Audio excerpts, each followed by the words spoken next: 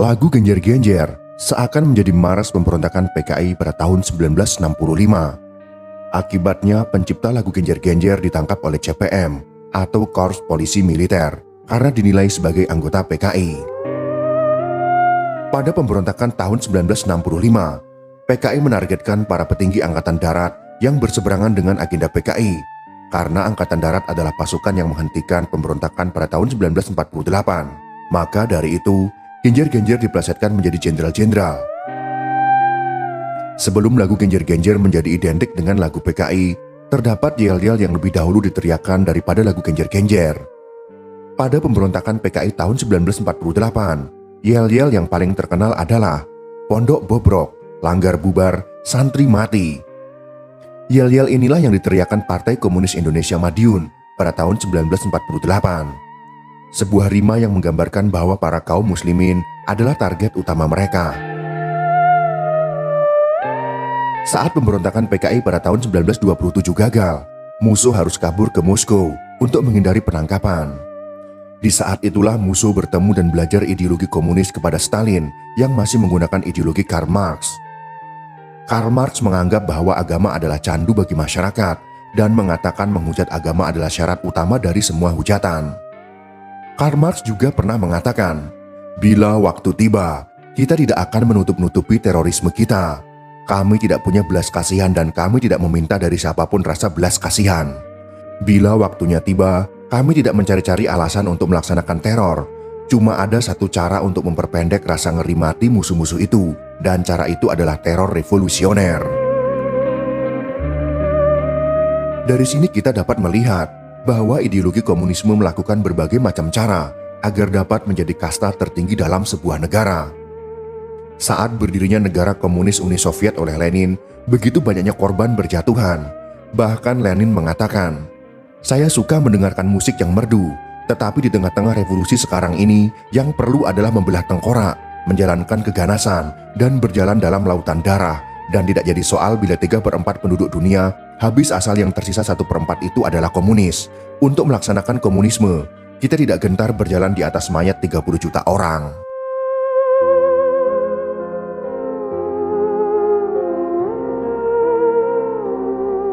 Ideologi inilah yang dipelajari oleh musuh selama berada di Uni Soviet. Setelah situasi cukup tenang di Indonesia, musuh kembali ke Indonesia dengan membawa ajaran Karl Marx yang menganggap agama adalah musuh utama. Ajaran Karl Marx dibawa mentah-mentah, kemudian ditanamkan kepada anggota-anggota komunis di Indonesia. Sejak tanggal 18 September 1948, musuh mulai memproklamirkan negara Soviet Indonesia di Madiun. Mereka melakukan pemberontakan dan pembantaian di sekitar Madiun. Melalui yel-yel itu, penyerangan sadis PKI dilakukan dengan merusak bangunan pondok pesantren, membubarkan langgar dan membantai para kiai dan santri yang mereka temui. Lebih parahnya, sebelum yel-yel itu dikumandangkan di berbagai desa, kota, jalan dan ganggang, para anggota PKI seperti sudah menyiapkan lubang-lubang untuk membantai para kiai dan santri. Di berbagai lubang itulah, para kiai dan santri disembelih secara massal bahkan dikubur hidup-hidup. Akibatnya banyak tempat-tempat yang menjadi saksi bisu kekejaman anggota PKI, terutama di daerah Magetan. Pemberontakan dimulai dari Madiun, kemudian merembet ke Magetan, Ponorogo, dan Pacitan.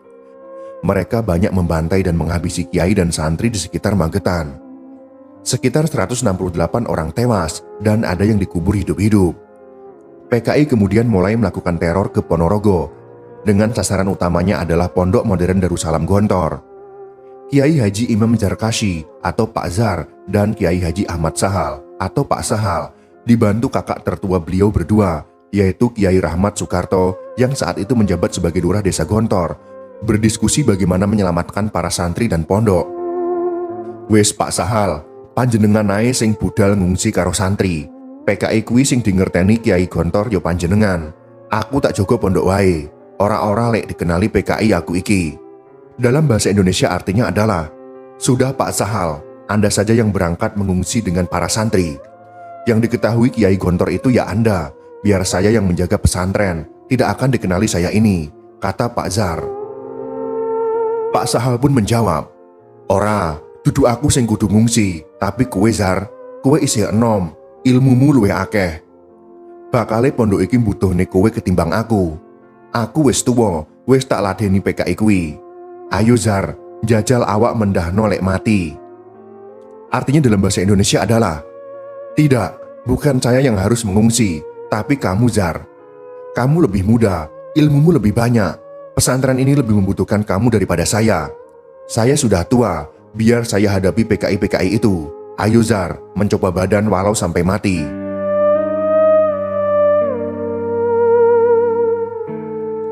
Akhirnya diputuskanlah bahwa beliau berdua pergi mengungsi dengan para santri. Penjagaan pesantren diberikan kepada Kiai Haji Rahmat Soekarto. Kemudian berangkatlah rombongan Pondok Gontor ke arah timur menuju Gua Kusumo, saat ini dikenal dengan Gua Sahal di Trenggalek. Mereka menempuh jalur utara melewati Gunung Bayangkaki. Pak Sahal pun berujar, "Labuh bondo, labuh bahu, labuh pikir, lek perlu sak nyawane pisan."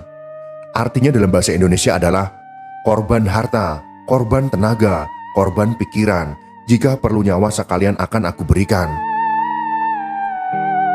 Sehari setelah santri-santri mengungsi, para PKI akhirnya sampai ke pondok. Mereka langsung bertindak ganas dengan menggeledah seluruh Pondok Gontor. Para anggota PKI mulai menyerang pondok dengan menembakkan senjata. Mereka sengaja memancing dan menunggu reaksi orang-orang di dalam pondok. Karena tidak ada reaksi, mereka berkesimpulan bahwa Pondok Gontor sudah dijadikan markas tentara. Mereka akhirnya menyerbu ke dalam pondok dari arah timur, kemudian disusul rombongan dari arah utara. Tak lama kemudian datang lagi rombongan penyerang dari arah barat. Jumlah waktu itu diperkirakan sekitar 400 orang. Dengan mengendarai kuda, pimpinan tentara PKI berhenti di depan rumah pendopo Lurah Kiai Haji Rahmat Soekarto. Mengetahui kedatangan tamu, Lurah Rahmat menyambut tamunya dengan ramah, serta menanyakan maksud dan tujuan mereka. Tanpa turun dari kuda, pimpinan PKI ini langsung mencecar Lurah Rahmat. Kemudian mereka meninggalkan rumah Lurah Rahmat. Mereka nekat masuk ke tempat tinggal santri, lalu berteriak-teriak mencari Kiai Gontor. "Endi Kiai ini? Kon ngadepi PKI gini? Mana kiainya? Suruh menghadapi PKI sini." Karena tidak ada sahutan, mereka pun mulai merusak pesantren. Gubuk-gubuk asrama putri yang terbuat dari gedek bambu dirusak. Buku-buku santri dibakar habis. Peci, baju-baju santri yang tidak terbawa, mereka bawa ke pelataran asrama. Mereka menginjak-injak dan membakar sarana peribadatan, berbagai kitab dan buku-buku, termasuk beberapa kitab suci Al-Quran yang juga mereka injak dan bakar. Mereka tidak menemukan seorang pun kiai dan santri. PKI pun kembali ke rumah Lurah Rahmat, lalu berusaha masuk ke rumah untuk membunuh Kiai Rahmat Soekarto. Mereka sambil teriak, "Endi lurahe, gelem melu PKI pora? Lek ra gelem, dibelah sisa neng kene. Mana lurahnya? Mau ikut PKI apa tidak? Kalau tidak mau masuk anggota PKI, kita sembelih sekalian di sini." Namun sebelum mereka bisa masuk ke rumah Lurah Rahmat, datanglah Laskar Hizbullah dan pasukan Siliwangi. Pasukan itu dipimpin oleh Kiai Haji Yusuf Hasim, putra bungsu Kiai Haji Hashim Asy'ari. Pasukan PKI itu akhirnya lari tunggang langgang karena serbuan itu. Para anggota PKI membiarkan pondok modern Darussalam Gontor dalam keadaan porak-poranda. Itulah yel-yel yang digaungkan oleh anggota PKI pada tahun 1948. Kejahatan dan kekejaman yang dilakukan oleh PKI bukanlah hanya isu semata. Semua itu fakta sejarah yang pernah terjadi di Indonesia. Mereka banyak melakukan kezoliman terhadap kaum muslimin, pejuang, dan tokoh-tokoh yang bertentangan dengan ideologi mereka. Sejarah penuh kebencian yang diteriakan PKI sungguh sangat menyedihkan. Bahkan pondok modern Gontor pernah menjadi target sasaran mereka. Beruntung mereka telah mengungsi terlebih dahulu, sehingga tidak menjadi korban pembantaian oleh orang-orang PKI di tempat itu. Itulah sekelumit kisah tentang yel-yel PKI sebelum genjer-genjer, yaitu pondok bobrok, langgar bubar, dan santri mati. Semoga kisah sejarah ini bisa bermanfaat untuk kita semua.